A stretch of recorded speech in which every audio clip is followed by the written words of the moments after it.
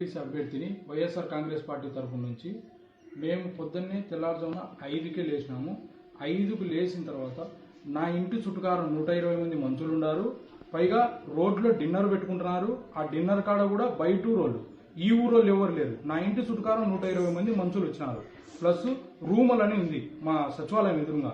ఆ రూమల్ దగ్గర 200 మంది పైన ఉన్నారు. కట్టెలు పట్టుకొని మరి వాళ్ళు బెదిరించినారు. ఓటర్లను ఎవరినే కానీ రావద్దని ప్రలోభాలు పెడుతున్నారు.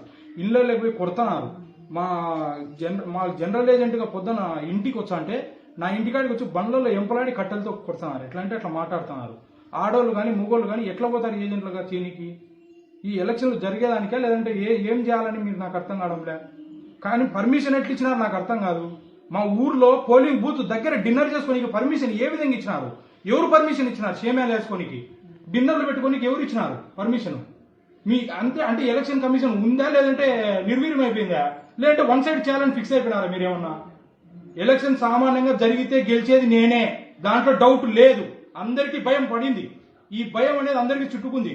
ఇప్పుడు నా పోలింగ్ బూత్ దగ్గర 100 నుంచి 120 మంది మంత్రులు ఉన్నారు. అందరినీ ఎవరు పోయినా కానీ రోడ్లో ఎవరు పోయినా కానీ వాళ్ళని బెదిరిస్తున్నారు.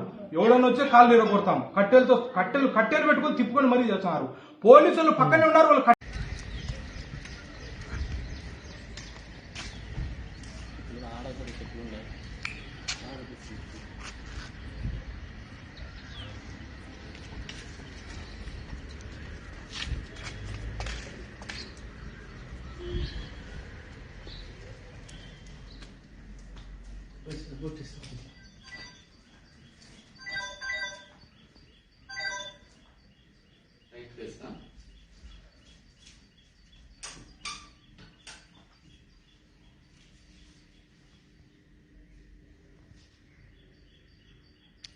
చెప్పులు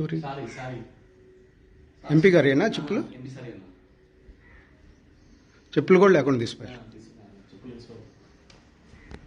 11 దాకా రావద్దు అంటున్నారు.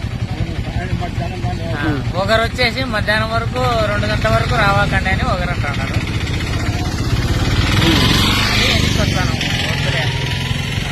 ఇప్పుడు పరిస్థితి చూస్తే ఎన్నిక జరిగేలా కనిపిస్తుందా మీకు?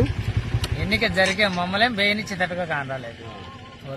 వద్దు పోండి అంటున్నారు. మేము ఫోన్ చేసినప్పుడు రాండి, ఓటు బేద్ది ఏమొద్దు మీరు, ఇప్పుడు మేము ఫోన్ చేసినప్పుడు రాండి బేత్తరు అంటున్నారు. ఏ ఊరు నుండి వచ్చారు? మేము మల్లికార్జునపురం నుండి వస్తాం. ఎక్కడ ఏ ఊర్లో ఓటు వేయడానికి? కొత్తపల్లెకు. మామూలుగా అయితే చంద్రగిరి మా ఊరే బూత్ ఇప్పటికి. ఈసారి కొత్తపల్లికి వేసినారు. వాళ్ళు వద్దు పోండి అంటున్నారు. 11 వరకు రావద్దు అంటున్నారు. ఒకరు వచ్చేసి 2 గంటల వరకు రావకండి ఓటేను, మేము ఫోన్ చేస్తాం, ఫోన్ చేసినప్పుడు రాండి అని ఒకరు అంటున్నారు. అది సార్ అట్లుంది.